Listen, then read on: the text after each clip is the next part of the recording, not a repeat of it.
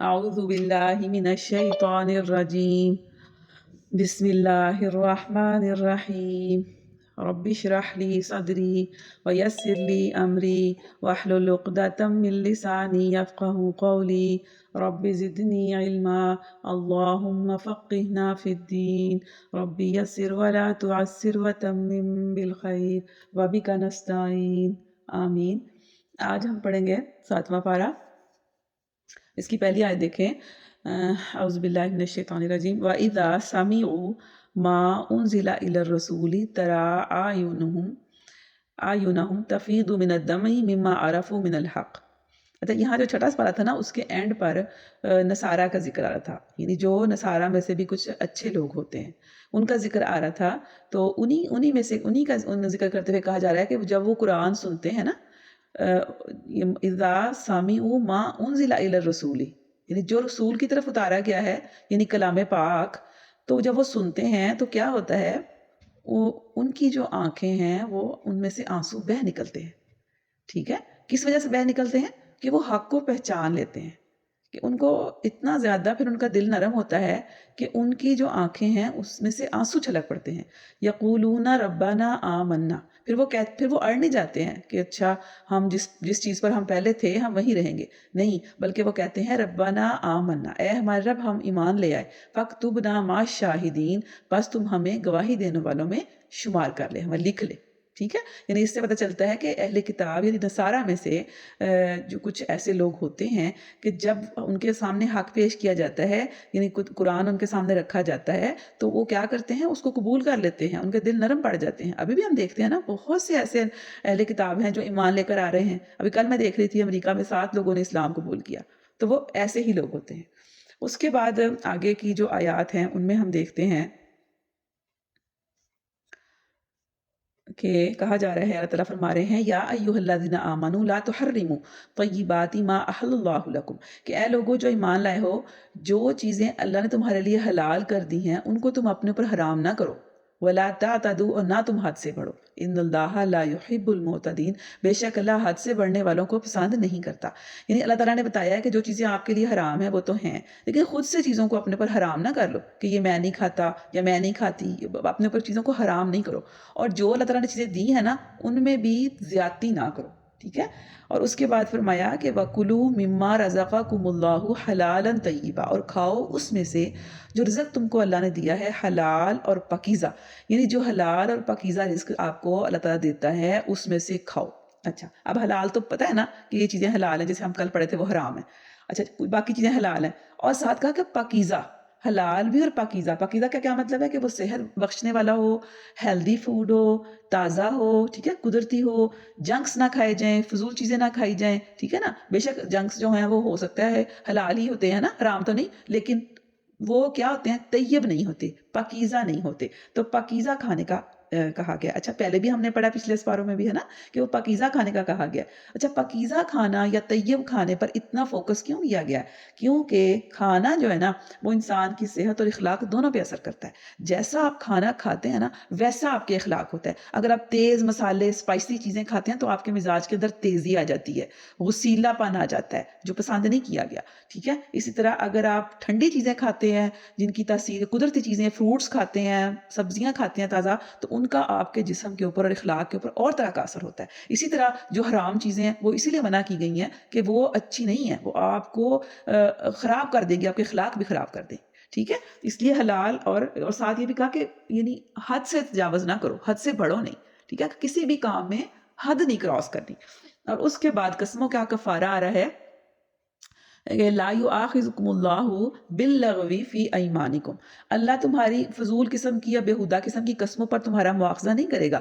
ولکن یؤاخذکم بما عقدتم الایمان، لیکن وہ جو تم پکی قسمیں کھاتے ہو نا اللہ کا نام لے کر، کچھ لوگوں کو تو عادت ہوتی ہے نا وہ ہر وقت قسمیں کھاتے رہتے ہیں، اللہ کی قسم یہ ہو گیا، اللہ کی قسم وہ ہو گیا، حالانکہ وہ ہوتا نہیں ہے، وہ جھوٹی قسمیں ہی کھا رہے ہوتے ہیں. جو بہت قسمیں کھاتا ہے نا آپ کو پتا ہے وہ بھی جھوٹا ہی ہوتا ہے. تو وہ جو فضول قسم کی قسمیں کھائیں ان کا تو نہیں کہا جا رہا، لیکن وہ قسمیں جو ہم واقعی کھاتے ہیں کہ پکا وعدہ کرتے ہیں، اس کو پکی قسم کھاتے ہیں نا، ان کے بارے میں آ رہا ہے کہ وہ اگر آپ توڑ دیتے ہو نا تو پھر اس کا کفارہ دینا پڑے گا.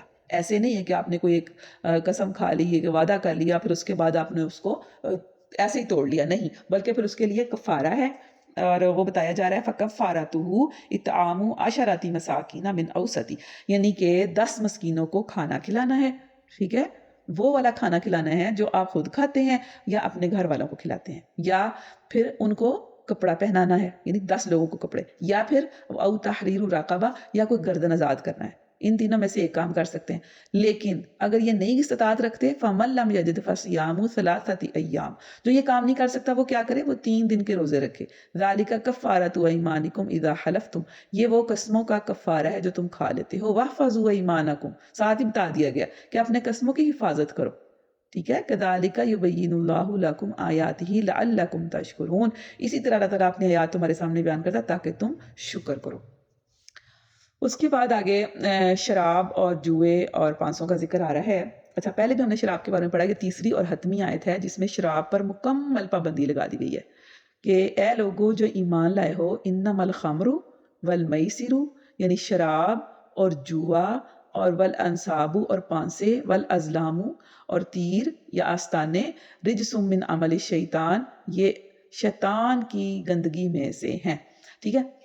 اچھا، اس میں آستانے اور پانسے ہیں، ٹھیک ہے، شراب، جوا، آستانے اور پانسے گندے شیطانی کام ہے، ٹھیک ہے۔ اچھا، جب یہ والا حکم آیا نا تو اس کے بعد جو مدینے میں شراب ایسے بہنے لگ گئی، لوگوں نے اپنے مٹکے توڑ دیے، کیونکہ یہ حتمی حکم آ گیا تھا، بالکل حرام قرار دے دی گئی تھی۔ اس کے بعد پھر کوئی جواز نہیں تھا کسی کا کہ وہ اپنے پاس سے شراب نہ ہٹاتا یا اس کو ختم نہ کرتا، سب نے اپنے مٹکے جو بھی تھا وہ گرا دیے، توڑ دیے، شراب گلیوں میں بہنے لگ گئی تھی۔ اس طرح لوگ عمل کرتے تھے، کیونکہ آگے اللہ تعالیٰ فرماتے ہیں کہ انما یرید الشیطان ان یوقع بینکم العداوۃ والبغضاء فی الخمر والمیسر، کہ جو شیطان ہے نا وہ اس شراب اور جوئے کے ذریعے سے کیا کرنا چاہتا ہے، تمہارے درمیان دشمنی ڈالنا چاہتا ہے، بغض ڈالنا چاہتا ہے، ویصدکم عن ذکر اللہ وعن الصلاۃ، اور وہ تم کو روکتا ہے، روکنا چاہتا ہے کہاں سے، اللہ کے ذکر سے، وعن الصلاۃ اور نماز سے، یعنی شیطان اس لیے آپ کو ان کاموں میں ڈالتا ہے تاکہ آپ اللہ کے ذکر سے مطلب اللہ کا ذکر نہ کریں اور نماز نہ پڑھیں،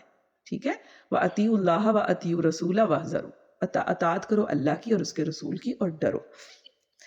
اس کے بعد آگے اللہ تعالیٰ فرما رہے ہیں کہ احرام کی حالت میں شکار کرنے سے منع کر دیا گیا، ٹھیک ہے۔ احرام کی حالت کون سی ہوتی ہے، جب ہم حج یا عمرہ کرنے جاتے ہیں نا تو ایک خصوصی لباس پہنتے ہیں سفید رنگ کا، اسے احرام کہتے ہیں، ٹھیک ہے۔ تو فرمایا جا رہا ہے یا ایھا الذین آمنوا لا تقتلوا الصید وانتم حرم، اے لوگو جو ایمان لائے ہو تم شکار نہ کرو اور تم اس وقت جب کہ تم احرام کی حالت میں ہو، اور جو کوئی ایسا کرے گا تو پھر اس کو آگے سے اس کو فدیہ بھی دینا ہوگا، اور لیکن سمندر کا شکار جو ہے نا وہ کر سکتے ہیں، یعنی سمندر میں سے مچھلی نکال کے وہ کھائی جا سکتی ہے، لیکن خشکی کا جو شکار ہے اس سے منع کیا گیا۔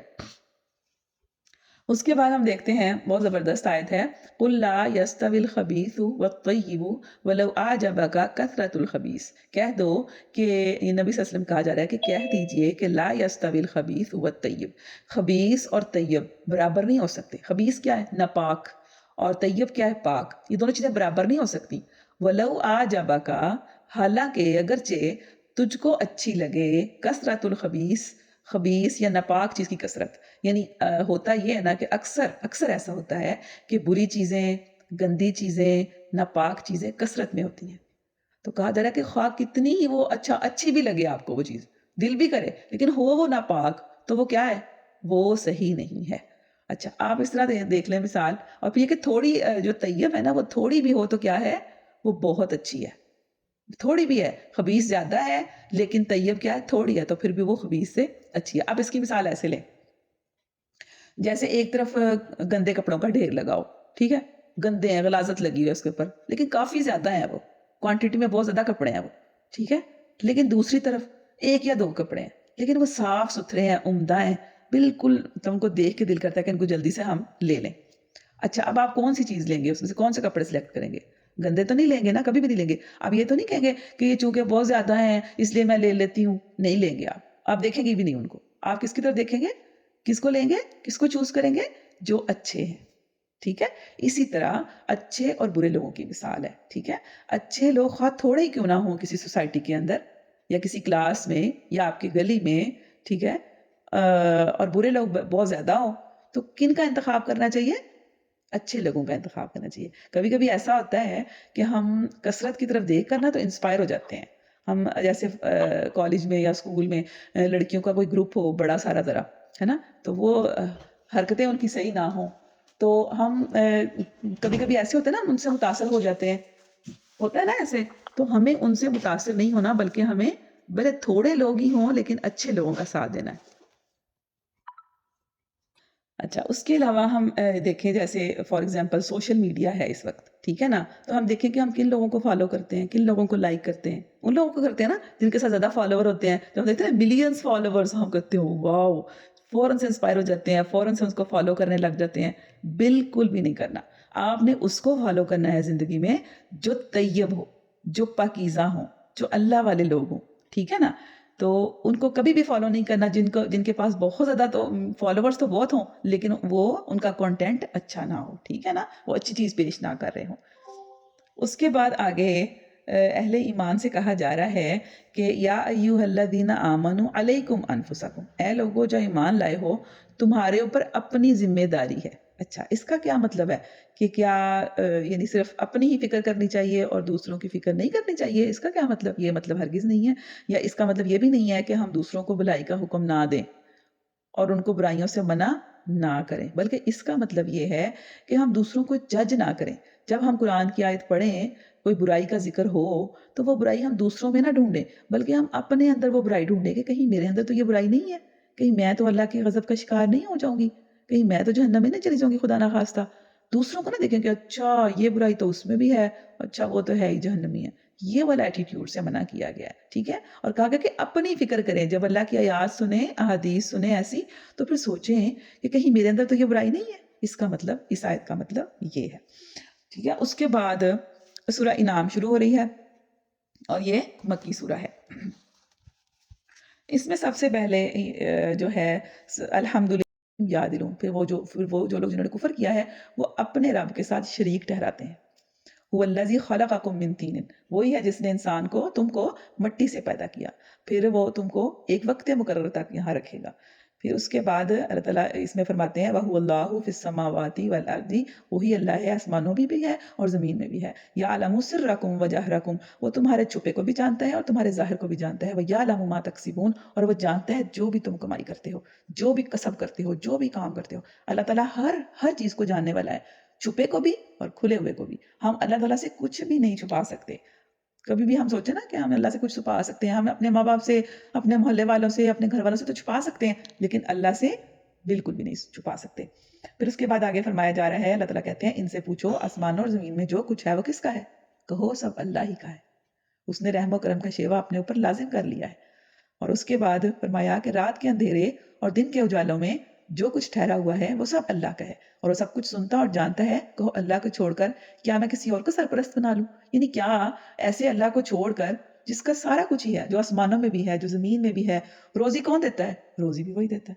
تو پھر فرمانبرداری کس کی کرنی چاہیے؟ اللہ کی. جو سارا کچھ ہمیں دے رہا ہے، ہم اس کی نافرمانی کیوں کر سکتے ہیں؟ کیوں کریں؟ اس کے ساتھ شریک کیوں ٹھہرائیں؟ اس کے بعد آگے منظر کشی کی جا رہی ہے کہ جب وہ اپنے رب کے سامنے کھڑے ہوں گے تو وہ اس وقت ان سے پوچھے گا کہ کیا یہ حق نہیں ہے؟ یعنی قیامت کا دن جو ہے حق نہیں ہے. وَلَوْ تَرَىٰ إِذْ وُقِفُوا عَلَىٰ رَبِّهِمْ، اور اس وقت کا وَلَوْ تَرَىٰ، اور کاش تم ان کو دیکھو کہ جب وہ کھڑے ہوں گے اپنے رب کے سامنے. قال الیس ھذا بالحق، تو وہ ان سے پوچھے گا کہ یہ حق نہیں ہے؟ یعنی یہی جو قیامت ہے جس کا رسول آ کر بتایا کرتے تھے، تو کیا یہ حق سچ نہیں ہو گئی؟ یہ آپ کے سامنے آ نہیں گئی؟ قالوا بلا وربنا، کہیں گے کیوں نہیں، قسم ہے ہمارے رب کی. قال فذوقوا العذاب، تو اس وقت کہا جائے گا کہ چکھو اب عذاب اس چیز کا جو تم کفر کرتے تھے. اچھا جی، اس کے بعد اگلی آیت میں ذکر ہو رہا ہے کہ وَمَا الْحَيَاةُ الدُّنْيَا إِلَّا لَعِبٌ وَلَهْوٌ، اور نہیں ہے یہ دنیا کی زندگی مگر ایک کھیل اور تماشا.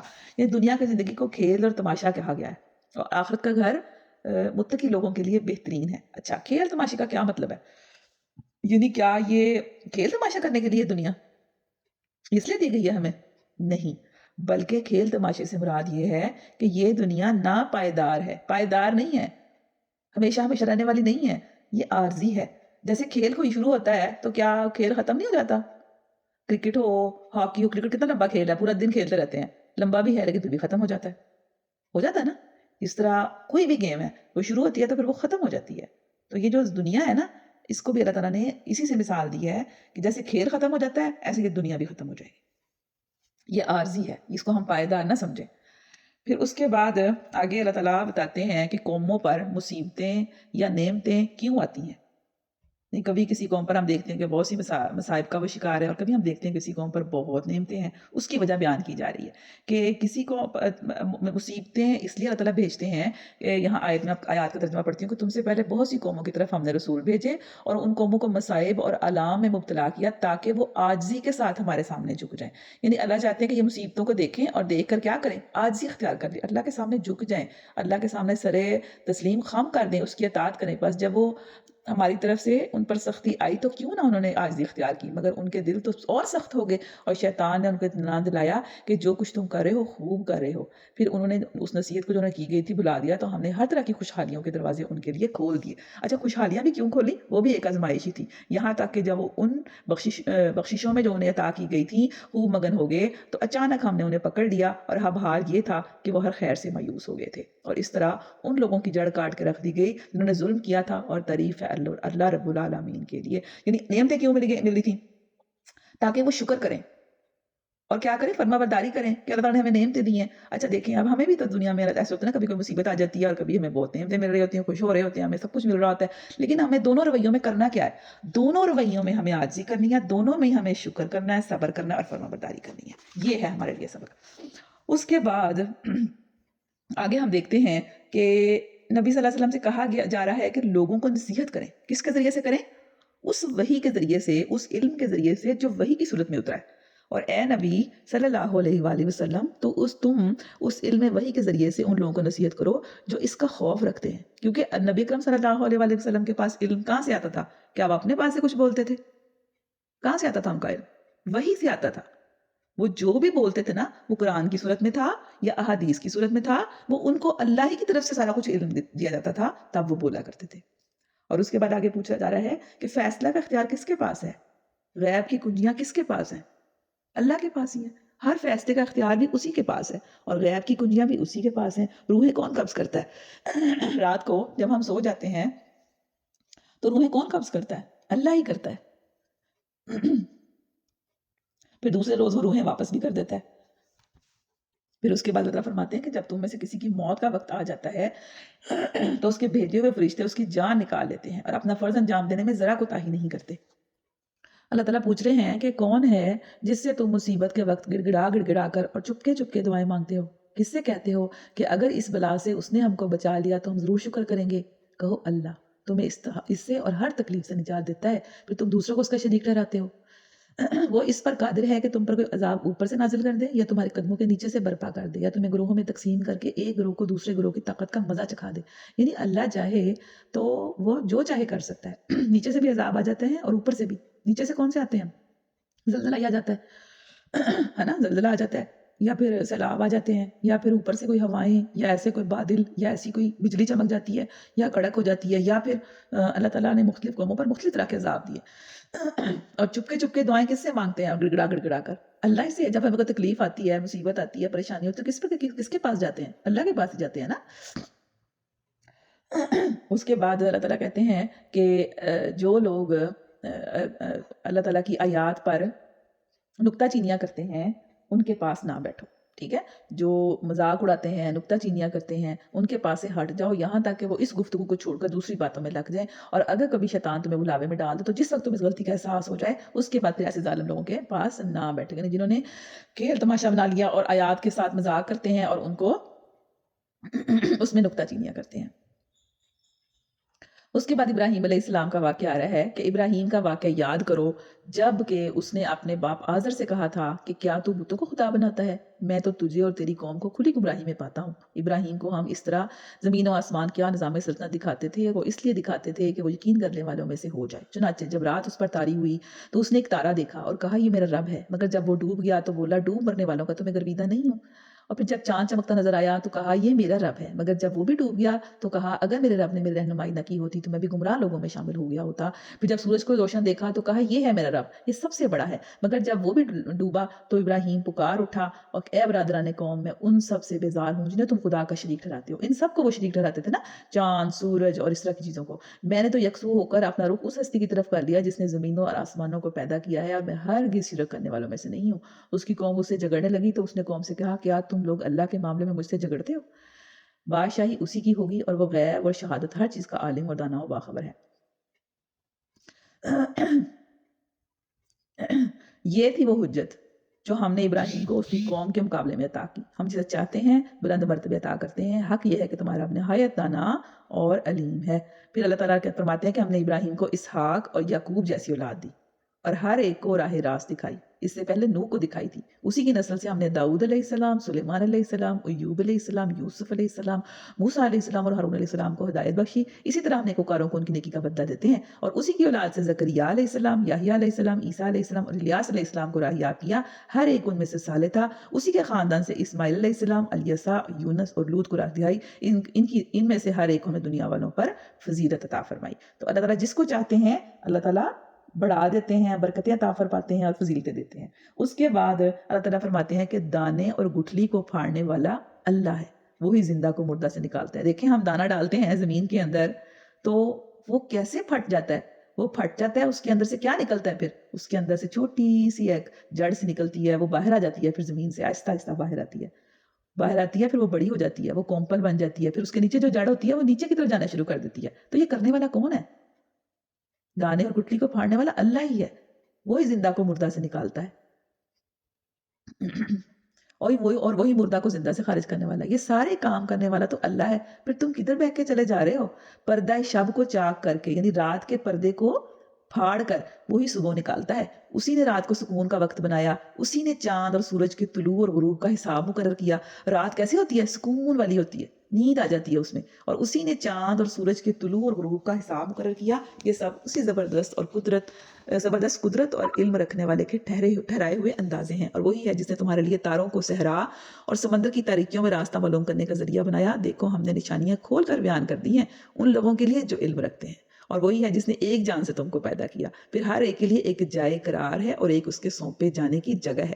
یعنی اللہ تعالیٰ نے ایک جان سے، یعنی حضرت آدم سے سب کو پیدا کیا، پھر ہر ایک کی ایک جائے قرار ہے، یعنی ایک جگہ اس نے رہنا ہے، پھر ایک اس کے سونپے جانے کی جگہ، یعنی جہاں اس نے مر کے دفن ہو جانا ہے۔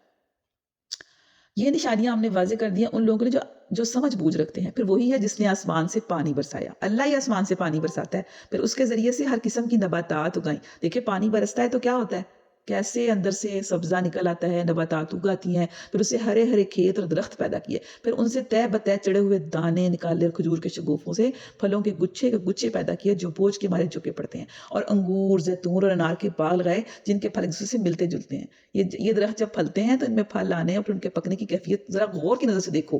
ان چیزوں میں نشانیاں ہیں ان لوگوں کے لیے جو ایمان لاتے ہیں۔